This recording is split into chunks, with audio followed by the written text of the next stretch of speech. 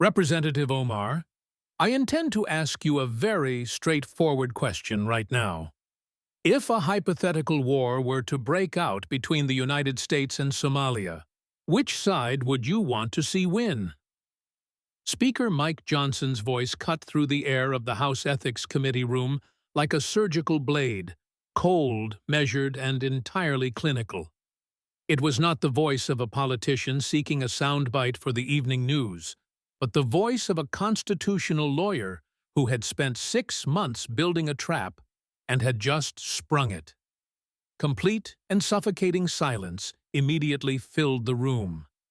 Representative Ilhan Omar sat at the witness table with her expensive defense attorney from the Capitol beside her. A stack of binders and folders was arranged like a defensive fortification in front of them on the desk. For the past 6 hours, she had been deflecting, explaining, pivoting, and attacking the premise of the hearing. She had called the proceedings a witch hunt, a charade, and a waste of taxpayer money. She had been defiant and confident, and even appeared bored at times. However, this specific question was different from all the others. This question stripped away the nuance and removed the talking points about imperialism and foreign policy complexity. It was a binary choice of yes or no, us or them, and everyone in that room knew she could not answer it. The silence stretched out and became physical, like a heavy weight pressing down on the chest of everyone watching. 10 seconds passed, then 20 seconds, and then 30 seconds. The television cameras zoomed in, capturing every micro-expression in high definition. They caught the way Omar's eyes darted frantically to her lawyer, pleading for an objection that would not come. They caught the way her knuckles turned white as she gripped the edge of the mahogany table. They caught the way she opened her mouth to speak, then closed it, realizing that any sound she made would be the wrong one. 40 seconds passed, then 50 seconds, and then a full minute. In the world of television, a minute of dead air is an eternity. It is a lifetime, and in this context, it is a confession. The hearing room was packed to capacity, and every seat was filled. The press gallery was overflowing with reporters sitting on the floor in the aisles. Other members of Congress from both parties were standing in the back because there were simply no chairs left. Everyone had known this hearing would be significant. Speaker Johnson rarely chaired committees himself unless the stakes were truly historic. But nobody had expected this quiet and methodical destruction of a sitting Congresswoman in real time. Johnson sat at the head of the committee table, completely immobile. He did not gloat, and he did not smirk. His hands were folded neatly on top of a thick black binder. Behind him on easels were poster boards covered with charts, timelines, and photographs that had been methodically unveiled over the last 6 hours. To his right sat the committee's chief counsel and a team of investigators. To his left were the other members of the Ethics Committee, all Republicans because the Democrats had boycotted the hearing, calling it a political hit job.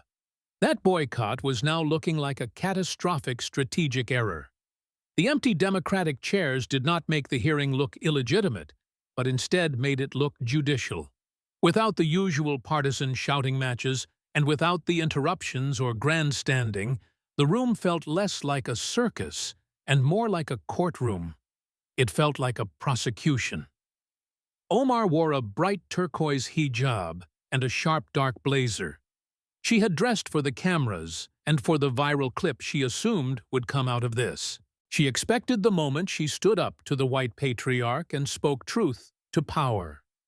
She had survived worse attacks than this in the past. She had been called a terrorist, accused of anti-Semitism, and threatened with death.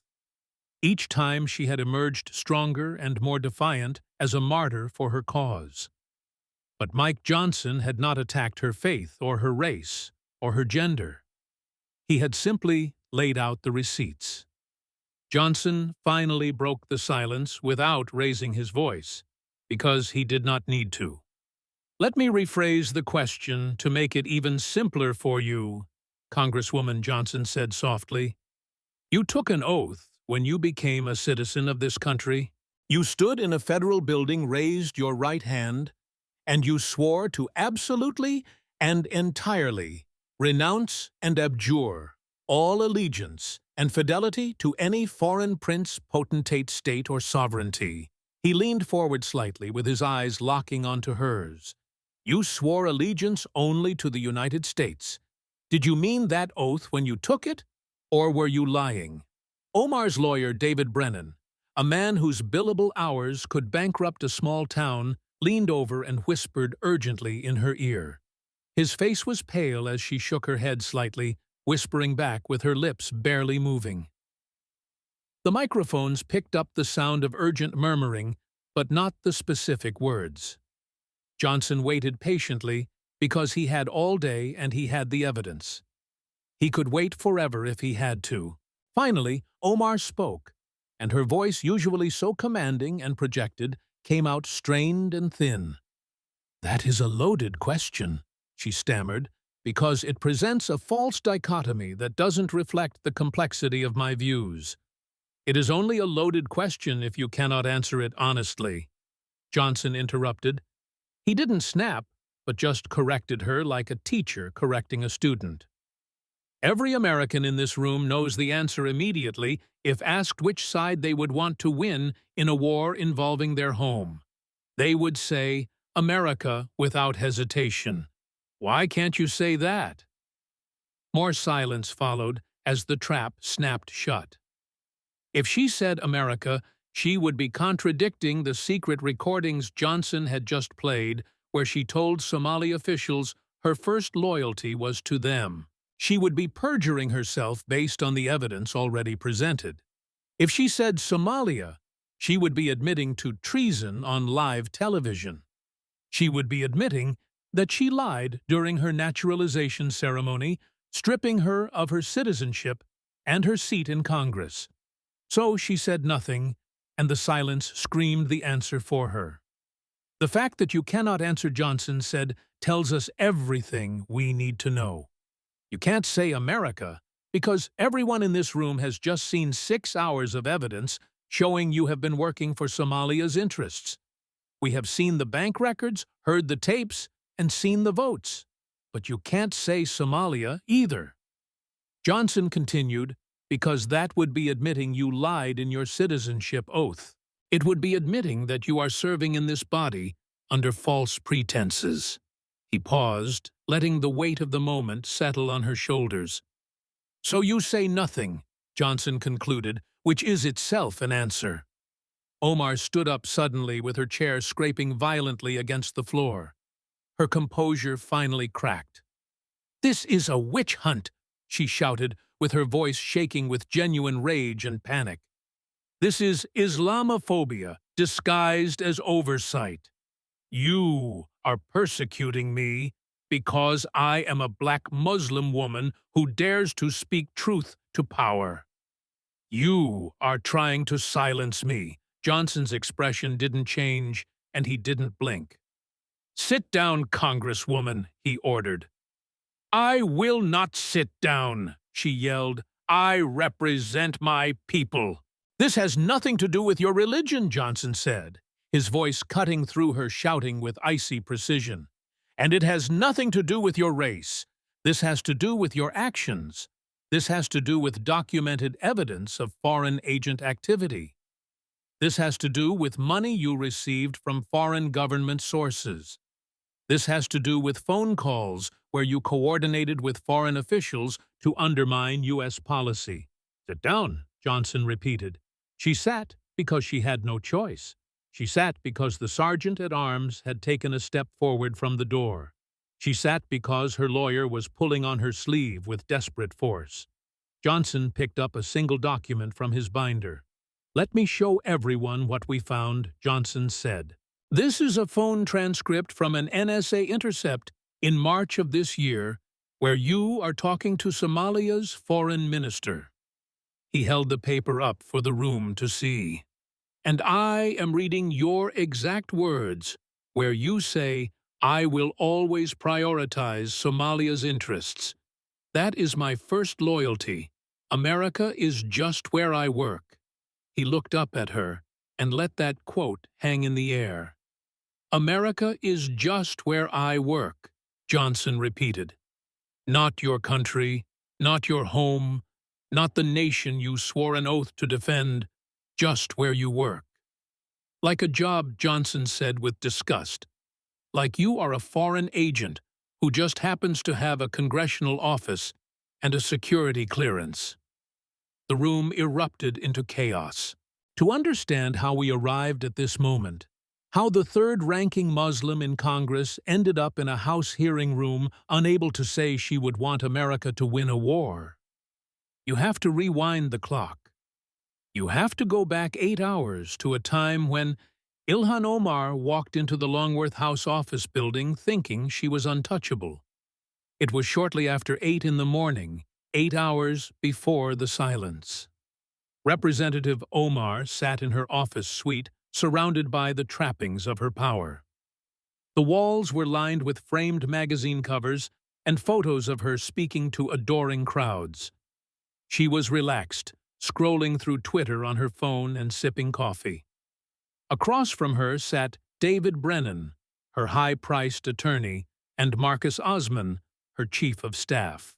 "They have nothing," Omar said, chuckling as she read a tweet from a supporter. "Look at this. My base is already mobilized, and they are calling it a racist show trial. The hashtags are trending, and we are going to raise $1 million off this hearing by noon." She looked up at Brennan confidently. "Mike Johnson has been investigating me for 6 months, and if they had anything real, it would have leaked by now. This is just red meat for the MAGA base, and it is theater." Brennan nodded, flipping through a folder of anticipated questions. "The subpoena is broad, covering compliance communications with foreign officials and campaign finance. It represents a standard fishing expedition, so we stonewall on anything sensitive and invoke privileges where applicable. The Democrats are boycotting, which plays into our hands. It delegitimizes the whole thing, and without a quorum for formal action, they can't do much but talk." Marcus Osman was flipping through a stack of pre-written press releases. "The media strategy is set," he said confidently. "The second they go after you on Somalia, we frame it as attacking your advocacy for refugees. If they bring up money, we say all contributions were FEC compliant. If they question your foreign policy, we pivot to the First Amendment and your right to criticize U.S. imperialism. We make this about free speech and identity." Omar nodded, feeling the familiar surge of adrenaline. "I am not worried," she said, "because I have survived worse than Mike Johnson. Trump went after me, McCarthy threatened me, and I am still here. They always overplay their hand. They always look like bullies. And I always win." She stood up and checked her reflection in the mirror. She looked powerful, and she looked ready. She had no idea that she was walking into a slaughter.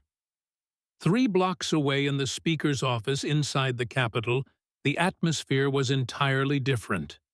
There was no laughter, and there was no scrolling through Twitter. There was only the quiet rustle of paper. Mike Johnson sat at his desk surrounded by binders. He wasn't acting like a politician preparing for a debate. He was acting like a prosecutor preparing for a murder trial. Before he entered politics, Johnson had been a constitutional lawyer, so he understood the rules of evidence and the burden of proof. Across from him sat Tom Emerson, the committee's chief counsel, a former assistant U.S. attorney who had spent 20 years putting corrupt officials in prison. "We are ready," Emerson said quietly. "Everything is documented, every claim is sourced, and every piece of evidence would hold up in federal court." Johnson ran his hand over the binders. There were 4 of them, color-coded red, for financial evidence, blue for communications intercepts, green for voting records, and yellow for witness statements. "Walk me through the sequencing one more time," Johnson said. Because I want to make sure the trap is unavoidable. Emerson pulled out a timeline. Phase 1 is the money where we establish the pattern. We show that her campaigns received over $1 million from sources with direct ties to the Somali government. We trace the shell companies and pass-through entities to show it wasn't just donations, it was laundering. Phase 2 is the communications where we introduce the FISA warrants. We have dozens of calls intercepted by the NSA between her and Somali officials. We don't use the classified ones, obviously, but we use the declassified intercepts, where she is coordinating on legislation. We play the audio for the room. Phase 3 is the votes, where we overlay the money with the voting record. We show the 23 times she voted against U.S. interests, and how every single vote came within 2 weeks of a payment or a call. We establish the quid pro quo clearly. Phase 4 is the witnesses, Emerson said, tapping the yellow binder. This is the kill shot, because we have 3 Somali-American constituents who are registered Democrats. They are willing to testify under oath that she told them privately that her loyalty is to Somalia first. One of them recorded the conversation. Johnson looked up sharply, asking if the recording was clean. It is admissible, Emerson confirmed, because Minnesota is a one-party consent state. The constituent recorded her own conversation, so it is legal and it is devastating. You hear her voice saying, "You will always be Somali in your heart." And that is where your loyalty should be. Johnson nodded slowly.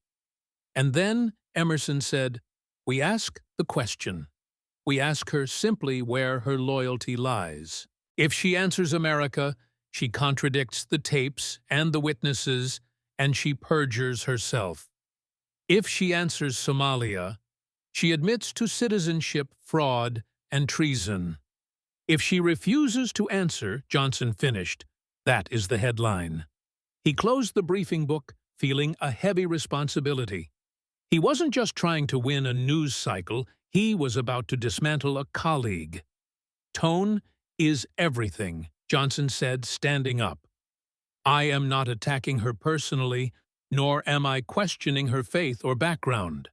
I am presenting evidence of specific actions that violate federal law." Clinical Emerson agreed, professional and prosecutorial. "Let the facts speak," Johnson said. At 9:30 in the morning, Ilhan Omar walked out of her office. She was flanked by the squad, including AOC Rashida and Ayanna Pressley. They walked in a phalanx, with cameras flashing, projecting solidarity and strength. Omar stopped at a microphone bank in the hallway. "This hearing is a disgrace," she declared to the press with her voice ringing out. "It is a desperate attempt to silence a voice of dissent, but I will not be silenced. I will not be intimidated." She looked strong, and she looked defiant. Mike Johnson entered the hearing room through a side door alone. He carried only his black binder, and he didn't stop for the cameras. He didn't give a quote, but simply sat down at the head of the table and checked his watch. At exactly 10 o'clock, he banged the gavel. "The House Committee on Ethics will come to order." Johnson said, his voice calm. "We are here today to investigate potential violations of the Foreign Agents Registration Act and related federal laws by Representative Ilhan Omar." Omar sat across from him, smirking slightly. She thought she was ready for a fight. She didn't know she was already in checkmate. Speaker Mike Johnson tapped the gavel against the wooden block, producing a singular sharp sound that cut through the murmurs in the hearing room. Congresswoman Omar Johnson said, his voice devoid of theatricality, "You have been subpoenaed to testify before this committee. You have the right to counsel, which I see you have exercised. You have the right to refuse to answer questions, though the committee may draw appropriate inferences from such refusal." He paused, looking over his reading glasses. "Do you understand these rights?" Omar nodded, her chin held high, and said, "I do. Would you like to make an opening statement?" She stood up immediately because this was the moment she had prepared for. This was the clip Marcus Osman had written for her. She smoothed her blazer and looked directly into the bank of television cameras, ignoring the Republican members of the committee entirely. "Yes, Mr. Speaker. Thank you. I want to start by saying this hearing is a disgrace." Omar began, her voice projecting clearly to the back of the room. "It is political persecution disguised as oversight. I am being targeted because I am a black Muslim woman who speaks truth to power. I am targeted because I criticize U.S. foreign policy and because I stand with refugees and immigrants. Because I dare to ask why we spend billions on weapons instead of health care and education." She was hitting her stride now, and the fear she had felt earlier was masked by the adrenaline of performance. "I came to this country as a refugee, fleeing war," she continued, her voice trembling with practiced emotion. "I lived in a camp, came to America with nothing learned. English became a citizen, worked hard, served my community, and I was elected to Congress to represent my constituents. Everything I have done," she declared, gesturing broadly, "has been in service of my constituents. Helping Somali Americans navigate immigration issues, advocating for policies that help refugees, and speaking out against U.S. interventions that destabilize other countries. That isn't being a foreign agent, that is being a representative." In the gallery, her supporters, strategically placed by her team, began to applaud. It started as a smattering and grew to a roar. Johnson let it go on for exactly 4 seconds. Then he banged the gavel. "Order," he said without shouting. "We will have order, or I will clear the gallery." The room quieted down. Omar stood for a moment longer, soaking in the energy before sitting down. She looked confident and felt she had won the opening round. She had framed the narrative as them versus us, and the bully versus the refugee. Johnson waited for the silence to return. He adjusted his papers. "Thank you for that statement, Congresswoman," he said politely. "Now, let's look at the evidence." And with those 6 words, the narrative Ilhan Omar had built began to disintegrate. Johnson pulled out the first set of documents from his red binder. He signaled to the aides, who distributed copies to the committee members, and slid a thick packet across the table to Omar's lawyer. "Let's start with campaign finance," Johnson said. "Congresswoman, your campaigns and affiliated PACs have raised approximately $8.7 million since you first ran for Congress in 2018. Does that sound accurate?" Omar glanced at Brennan, who nodded slightly. "I don't have exact numbers in front of me, but that is approximately correct." Of that sum, Johnson said, approximately $1.3 million came from sources with direct ties to the Somali government or Somali government-controlled entities. He looked up, asking if she was aware of that. Omar's lawyer started to speak, but Omar cut him off. "All of my campaign contributions were properly vetted and disclosed according to FEC regulations. We have strict compliance." "That wasn't my question," Johnson interrupted gently. "Were you aware that significant portions of your funding came from Somali government-linked sources, yes or no?"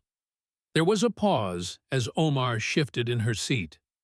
"I received donations from many sources, including Somali American community organizations."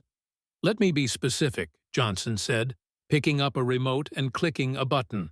A large screen behind him lit up, displaying a document with highlighted figures.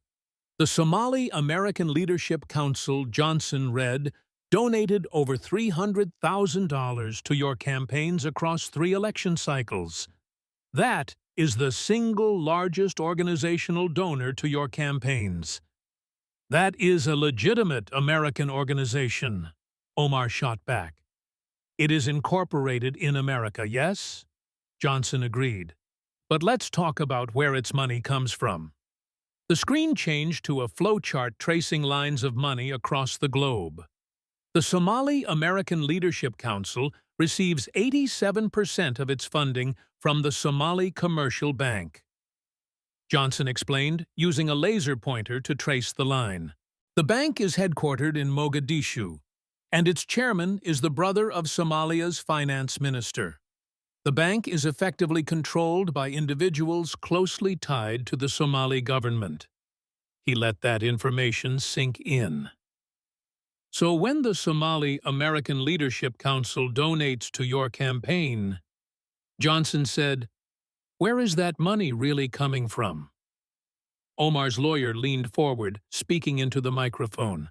"Mr. Speaker, the organization is a registered non-profit in the United States, and my client followed all disclosure requirements." Did she disclose that the organization was funded by a Somali government-controlled bank? Johnson asked.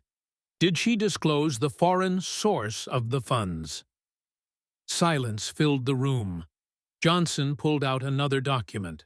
Let me show you something else from the Treasury Department's Financial Crimes Enforcement Network. They track money laundering, and they flagged the Somali American Leadership Council 2 years ago because of unusual money flows from Somalia.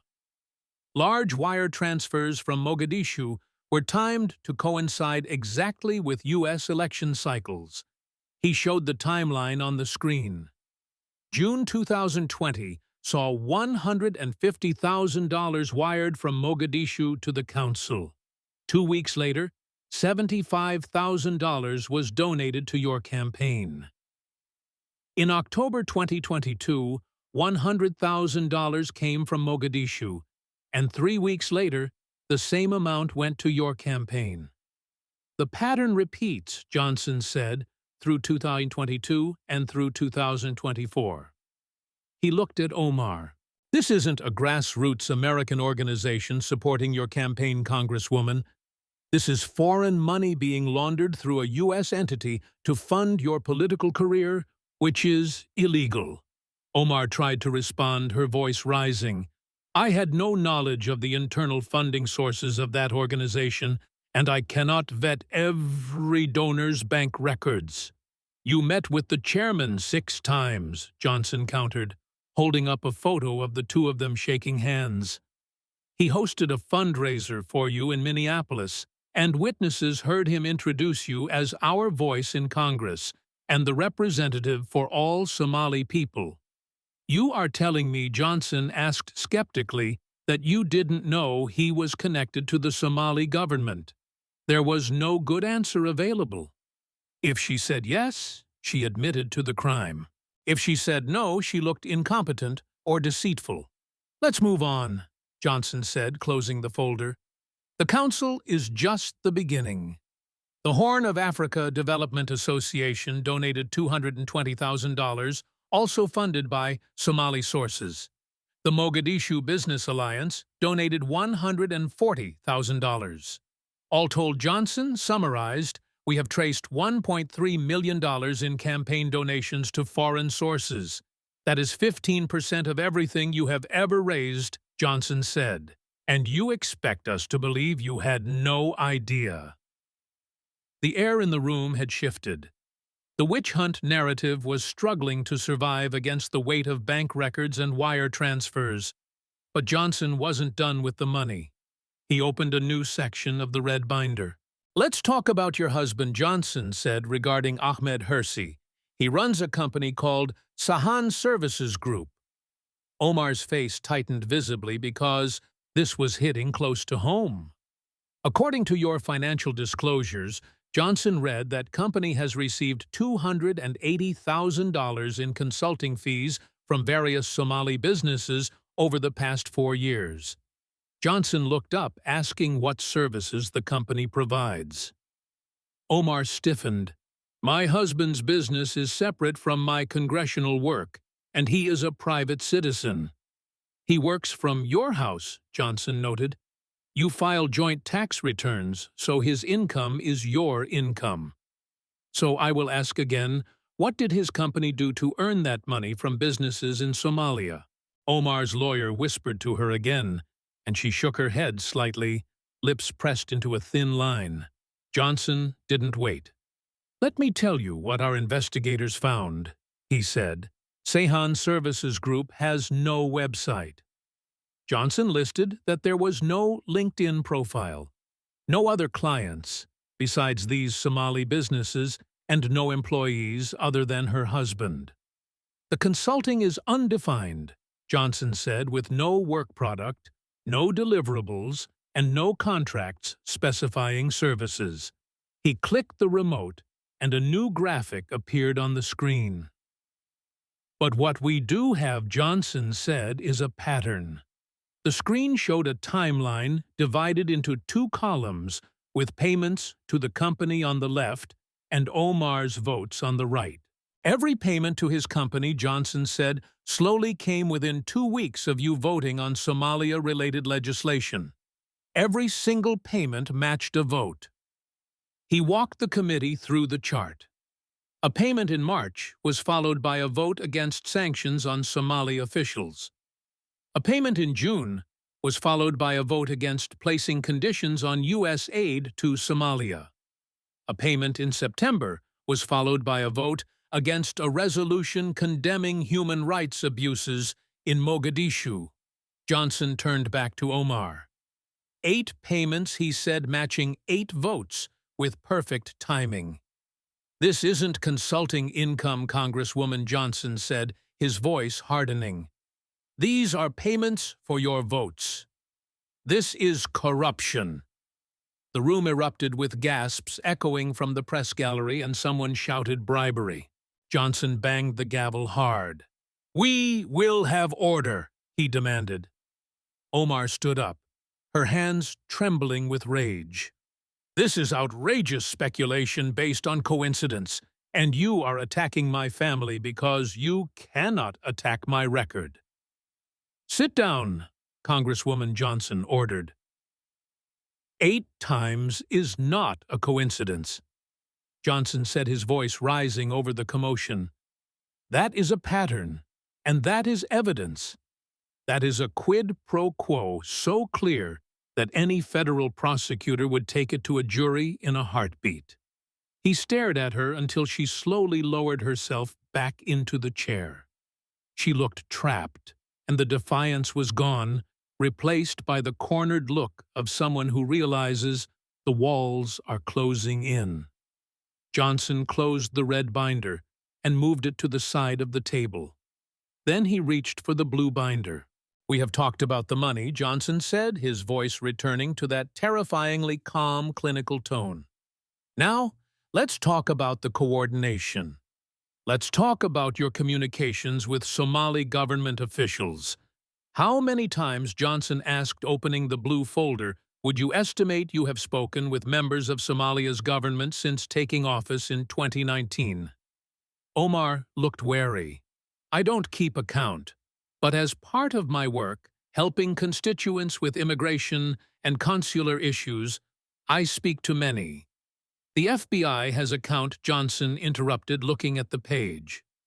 "You have had documented contact with Somali government officials 127 times in the past 4 years, Johnson said. "Phone calls, in-person meetings, and encrypted messages. 127 times, Johnson repeated.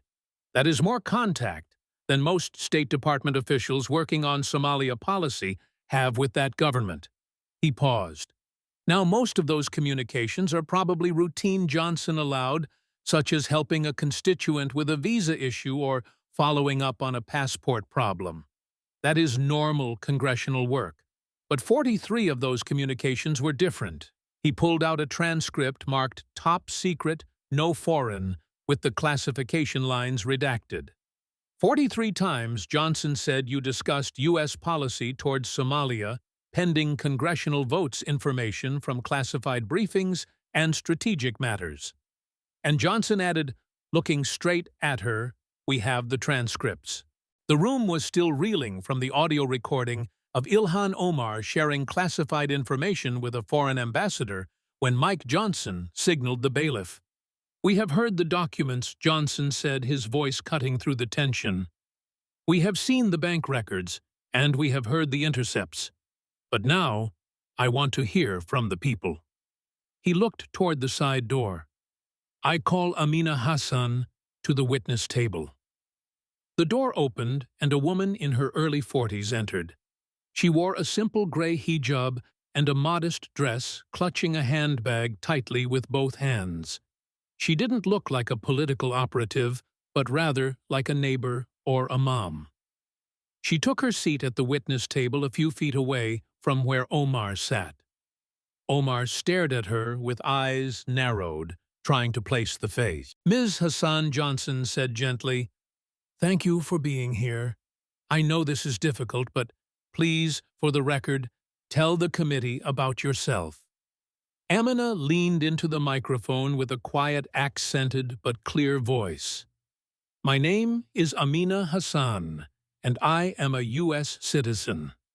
I came to America from Somalia in 1996 as a refugee when I was 16 years old.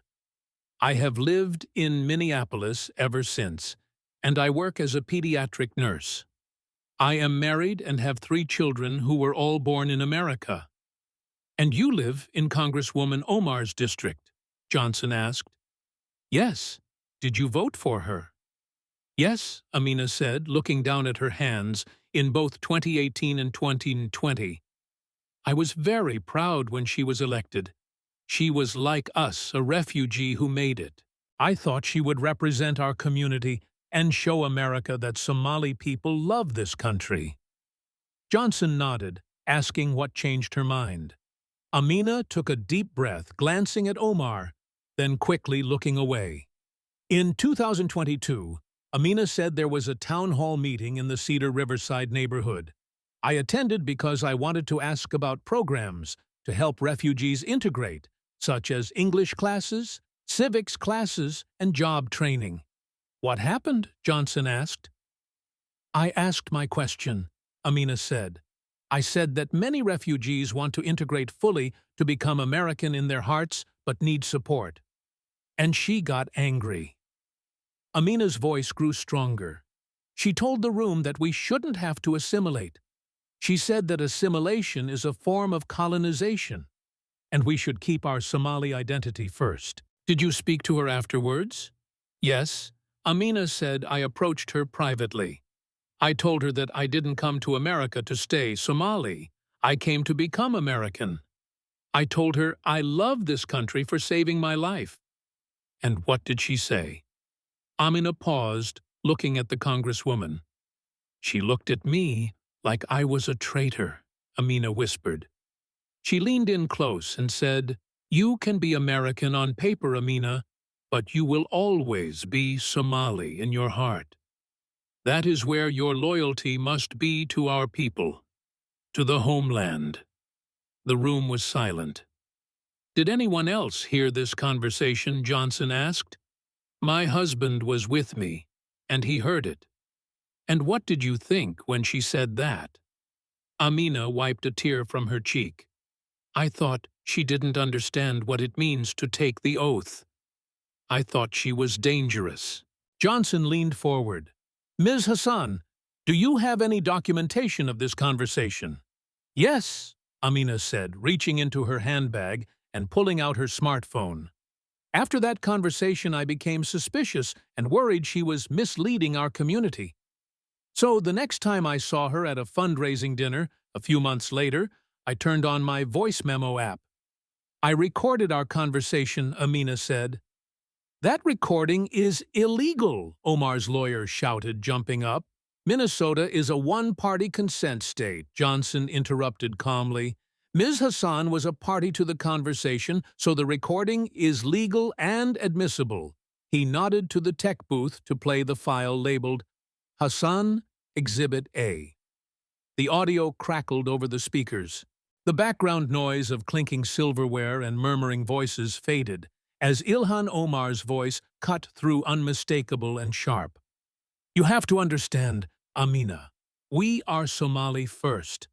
That doesn't change just because we have American passports. Our loyalty, our identity, our purpose is all tied to Somalia. America is just where we live now. It is a place to work. But Somalia is who we are. The recording ended.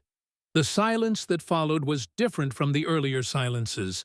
It wasn't shocked, it was finalized. The defense, claiming context, was dead. The constituent service defense was dead. Johnson looked at the witness. "Ms. Hassan," he asked, "based on your interactions with her, do you believe Representative Omar's first loyalty is to the United States or to Somalia?" Amina didn't hesitate.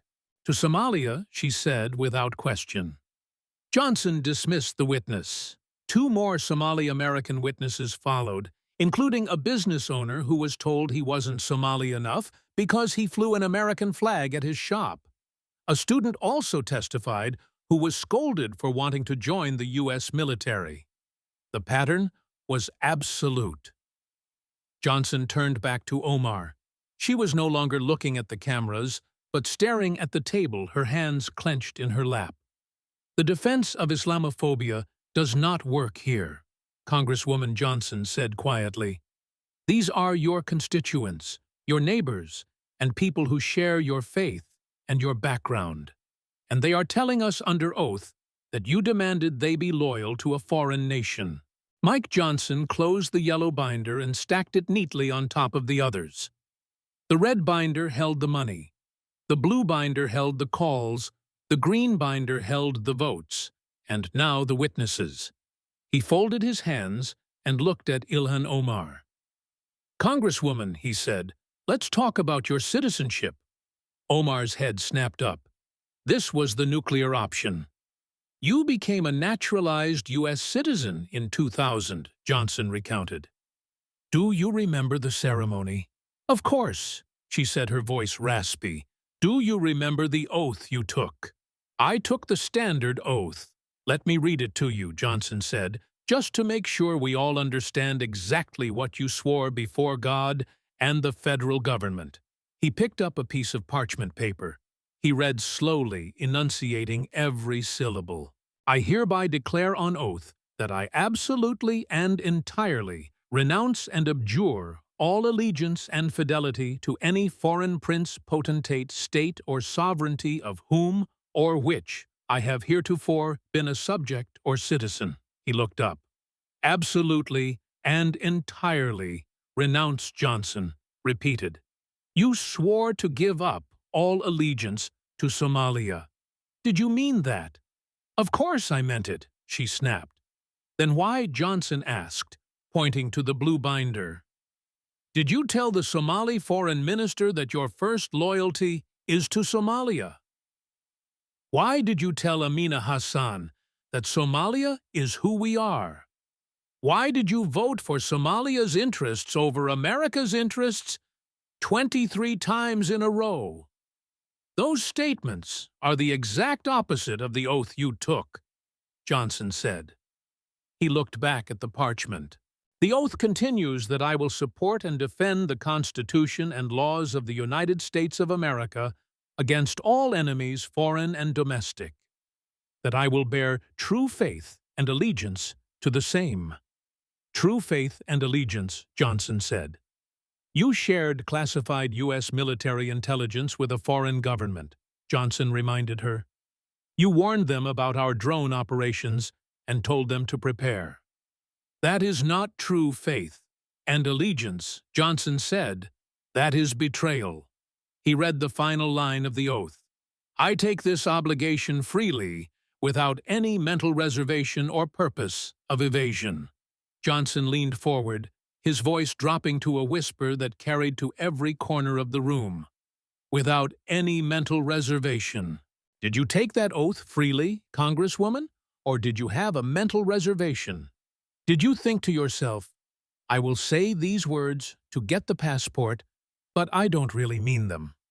Omar's lawyer objected, shouting something about speculation, but Johnson bulldozed right over him. "Because based on the evidence we have seen today," Johnson said, "it appears you never actually renounced your allegiance to Somalia. Based on the money, the phone calls, the coordination, the votes, and your own voice on tape. You took the oath, Johnson said. You got the citizenship, you ran for Congress, and you have been serving the Somali government the entire time. That is citizenship fraud, Congresswoman Johnson declared. That is grounds for revoking your citizenship, grounds for denaturalization, and grounds for deportation. And he added, it is grounds for removing you from the House of Representatives. Omar looked terrified for the first time. She wasn't thinking about her next tweet. She was thinking about prison. She was thinking about losing her country. Johnson picked up a final sheet of paper. Based on the findings of this committee, he announced formally, we are making the following immediate referrals. First, to the Department of Justice for prosecution under the Foreign Agents Registration Act campaign, finance laws, and the Espionage Act regarding the mishandling of classified information. Second, to the Office of the Director of National Intelligence for the immediate and permanent revocation of your security clearance. Third, to U.S. Citizenship and Immigration Services to open an investigation into potential fraud in your naturalization application. Fourth, to the House of Representatives for a vote on expulsion under the Constitution. Each referral hit like a hammer blow. Representative Omar Johnson said, looking her in the eye, you are hereby suspended from all committee assignments pending the outcome of these investigations. Your security clearance is revoked, effective immediately. You are prohibited from entering the secure facility, and this committee recommends that the full House vote on your expulsion within 30 days. Omar found her voice. It was thin, shaking, and barely audible.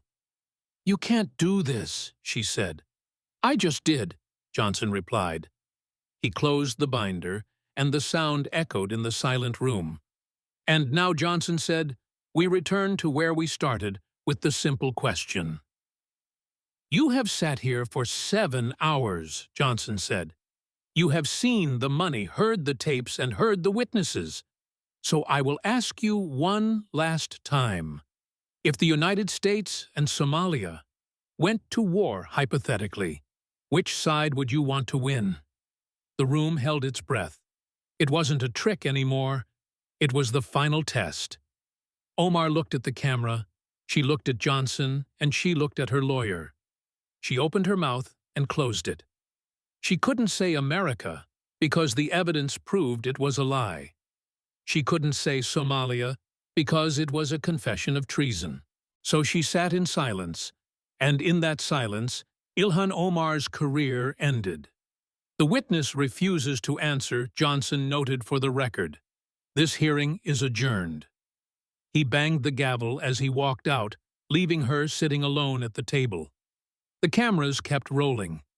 They captured a woman who had come to America with nothing, achieved everything, and thrown it all away because she couldn't decide which country was home. The bang of the gavel signaled the end of the hearing. But for Ilhan Omar, it signaled the end of everything she had built. Speaker Mike Johnson didn't linger, and he didn't do a victory lap.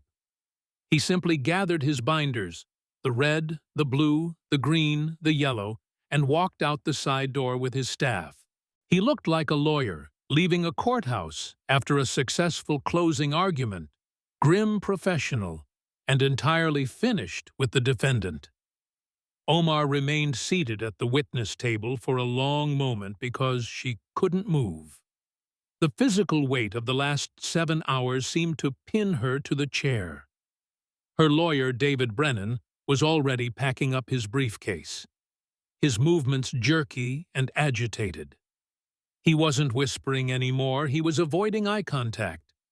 He knew a losing cause when he saw one, and he was already calculating how to distance his firm from the coming radioactive fallout.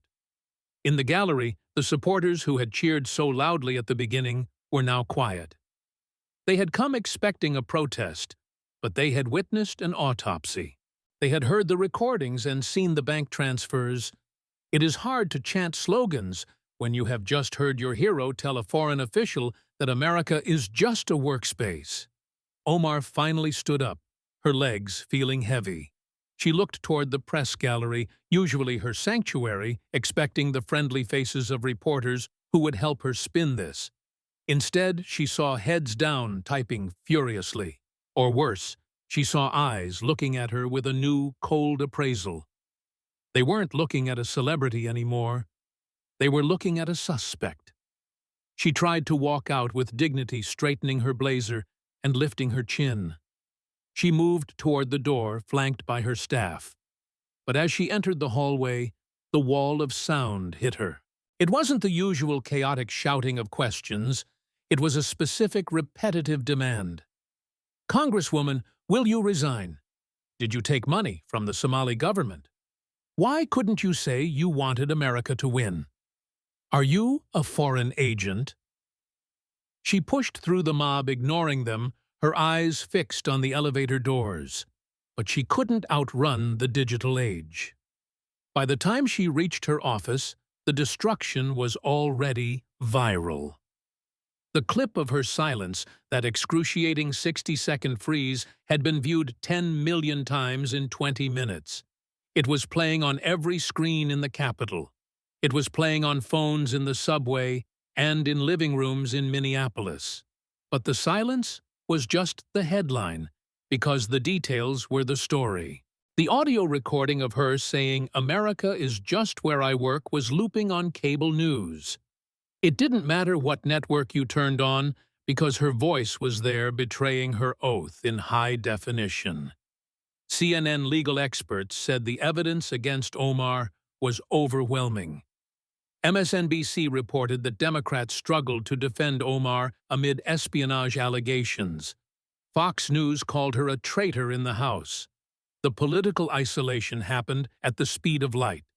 Usually, when a member of the squad came under fire, the defense was immediate and coordinated. Tweets would fly, and statements would be issued condemning racist attacks.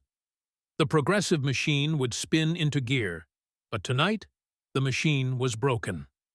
Representative Rashida was asked for a comment by a reporter in the hallway, and she didn't stop. "I haven't seen the evidence," she muttered, hurrying into an elevator. Representative Alexandria Ocasio-Cortez, usually the first to the keyboard, had been silent on Twitter for 4 hours. The Democratic leadership didn't just step back, they vanished. Hakeem Jeffries issued a statement at 6 in the evening. It was 2 sentences long, and it was a death sentence for her career. "The allegations presented today are grave and implicate national security. We support a full and immediate investigation by the Department of Justice." Translation: You are gone. Back in her office, Omar sat in the dark. The phone was ringing not with donors, but with angry constituents. Her staff was crying in the outer office, and some were shredding papers, though it was too late for that.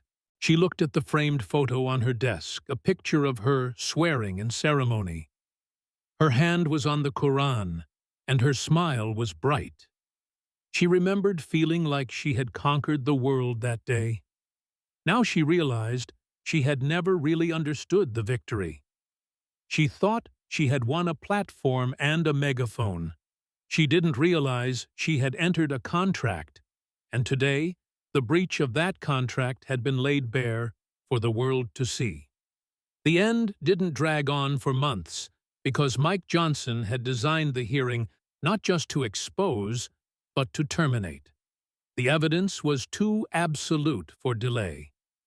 3 weeks later, the House of Representatives convened for a vote that had happened only 5 times in American history. Resolution 902 to expel Representative Ilhan Omar from the House of Representatives. The mood on the floor was somber. There was no shouting, and there were no protest signs. The sheer volume of evidence, including the FISA tapes and the witness testimony, had sucked the oxygen out of any partisan defense. Even the most progressive members of the House couldn't defend the indefensible. They couldn't go back to their districts and explain why they voted to keep a member who admitted on tape that her loyalty belonged to a foreign nation. When the clerk called the roll, the votes didn't just come from the Republican side of the aisle.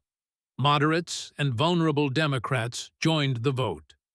The final tally flashed on the board as 307 to 108 ton. 62 Democrats joined all Republicans, making it a landslide repudiation.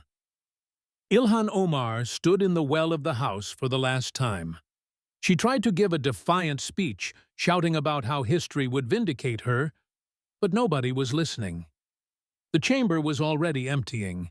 The sergeant-at-arms waited respectfully but firmly at the edge of the floor to collect her member pin. She was stripped of her title, her office, and her power. But the expulsion was just the beginning of her nightmare. 2 days later, the Department of Justice unsealed a federal indictment. United States of America versus Ilhan Omar included counts of violating the Foreign Agents Registration Act, campaign finance fraud, mishandling of classified information, and wire fraud. The indictment laid out the timeline Mike Johnson had presented, but with even more detail. It listed the specific dates of the wire transfers and the specific classified documents she had verbally summarized to foreign officials. It was a roadmap to prison. Simultaneously, U.S. Citizenship and Immigration Services formally opened a denaturalization proceeding. The notice was delivered to her home, stating that, because she had taken the oath of citizenship with a mental reservation, her citizenship had been obtained by fraud. She was facing the loss of her freedom and the loss of her country. Back in Minneapolis, the 5th District was reeling, but not in the way Omar had predicted. There were no riots and no uprising. Instead, there was a quiet, determined reclamation. The 3 witnesses who had testified formed a new organization called Somali Americans for American Values. They held a press conference in the Cedar Riverside neighborhood, standing in front of a massive American flag. "We did not come here to be a colony of Mogadishu," Amina Hassan told the crowd. "We came here to be free." Ilhan Omar told us we had to choose between our heritage and our home, but she was wrong. "We choose America," Amina said. "We choose the Constitution, and we choose the country that saved us." The applause was thunderous. It was the sound of a community shaking off the shackles of a leader who had used them as political props. 6 months later, Ilhan Omar sat in a small apartment in the capital awaiting trial. Her passport had been surrendered, and her ankle monitor blinked green in the dim light. She watched the news on a muted TV. A special election was being held for her vacant seat. The leading candidate was a Somali-American woman, who was a former Marine veteran running on a platform of patriotism and service. Omar turned off the TV and sat in the silence, thinking about the question Mike Johnson had asked her. If the United States and Somalia went to war, which side would you want to win? She realized now that she had been fighting a war inside herself for 20 years. She had wanted the benefits of America, but refused to give it her heart. She had tried to serve 2 masters, and in the end, she was left with neither. The lesson was brutal and permanent. You can be a critic of America, a reformer, or a dissenter, but you cannot be a traitor to the oath. When you raise your right hand and swear allegiance, it isn't a performance or a formality. It is a blood pact with the Constitution. Ilhan Omar broke that pact, and the Constitution broke her back. This story is a warning to anyone who thinks the oath of office is just words on a page. Mike Johnson didn't destroy Ilhan Omar with insults. He destroyed her with the truth she tried to hide. Loyalty isn't divisible. You cannot be 50% American when the stakes are life and death. You have to choose. If this story reminded you why the oath matters, hit that like button. If you believe that our representatives must put America first, share this video. And if you want to see more deep dives into the evidence they don't want you to see, subscribe. Because the truth is coming, and no one is above it. In Minneapolis, the Cedar Riverside neighborhood often affectionately called Little Mogadishu, felt different that evening. There were no riots or burning tires in the streets. There was no angry mob marching on the federal building to demand the release of their representative. Instead, there was a quiet, suffocating sense of betrayal. Amina Hassan sat in her living room with her 3 children doing homework at the kitchen table. The television was on, tuned to the local news with the volume low. They were playing the clip that was circulating around the globe. The 60 seconds of silence where Ilhan Omar couldn't say she wanted America to win. Then they played the audio recording where she said, "America is just where we live now." Amina watched the screen, her tea growing cold in her hands. She remembered the hope she had felt in 2018 and the pride of seeing a Somali woman in a hijab standing in the U.S. Capitol. She remembered telling her daughters that in America, anything is possible. Now she realized that the woman on the screen hadn't been fighting for them. She had been using them. "She made us look like enemies," Amina whispered to her husband, who sat silently beside her. "She made us look like we don't belong here. She told the world that we are lying when we say we love this country." That was the true damage of Ilhan Omar's legacy. It wasn't just the money or the classified leaks. It was the shadow she had cast over an entire community of refugees who simply wanted to be Americans.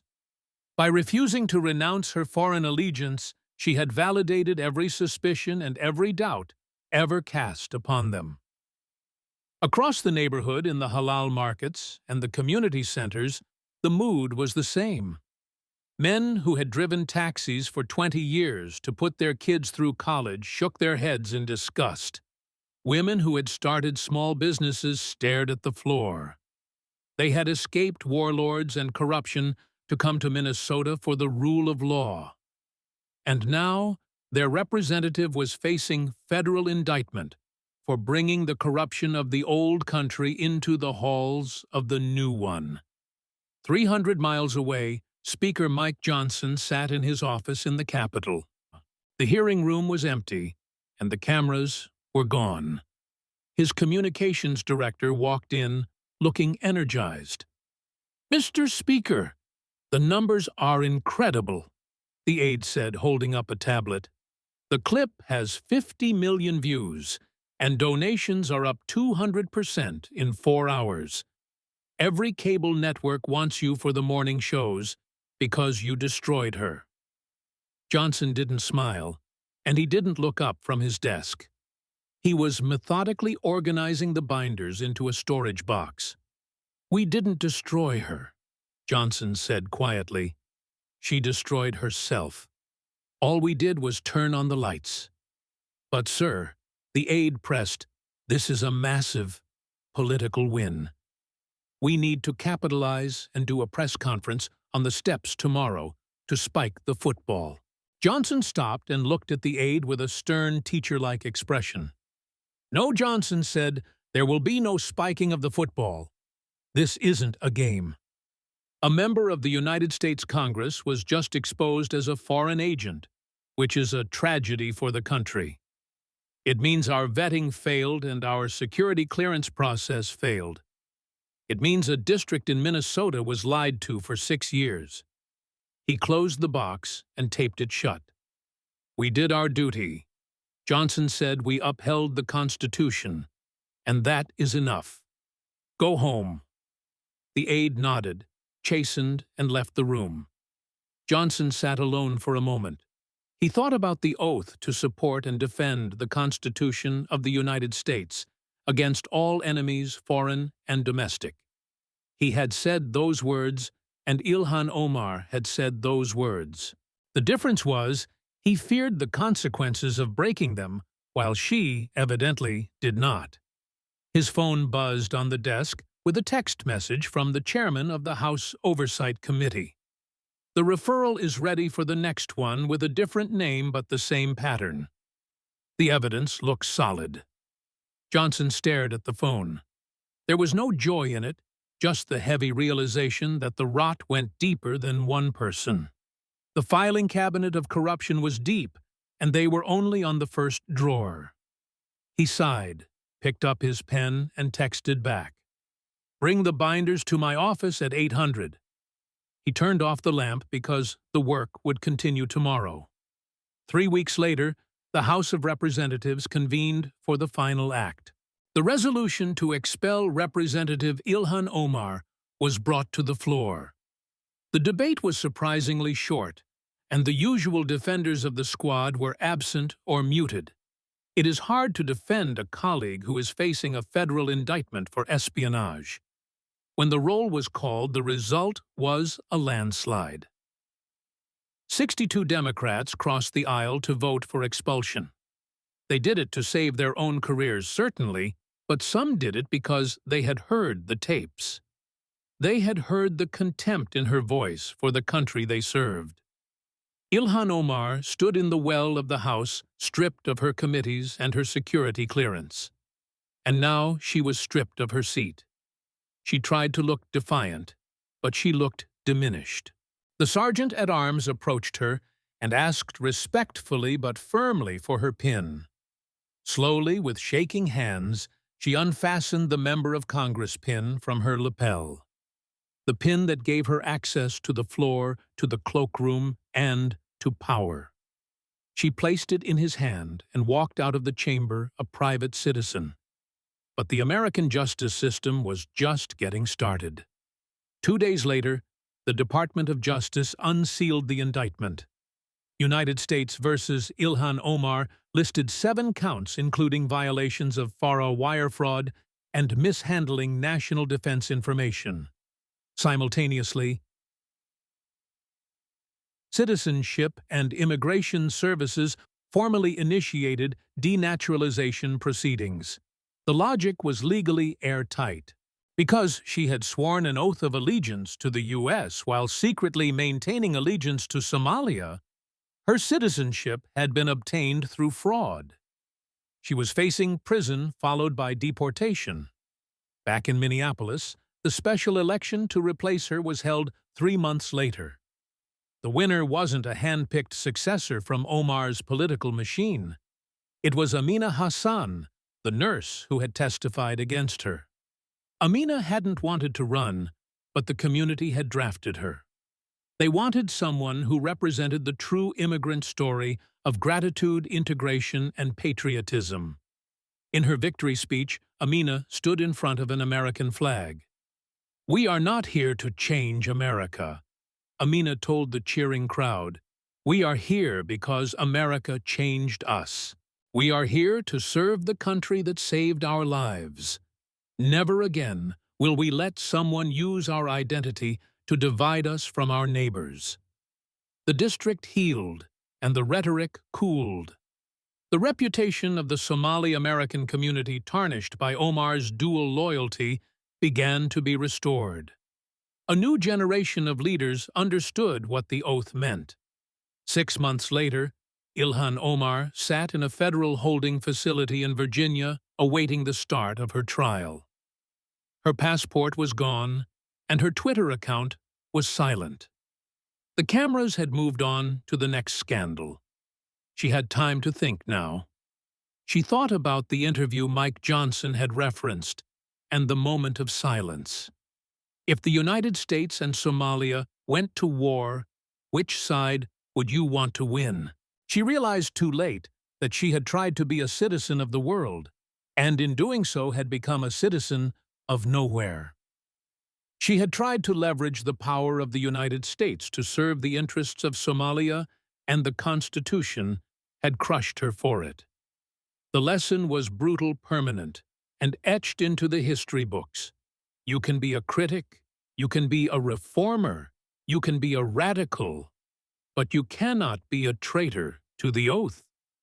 When you raise your right hand and swear allegiance, it is a blood pact. It demands your soul, and it demands your total loyalty.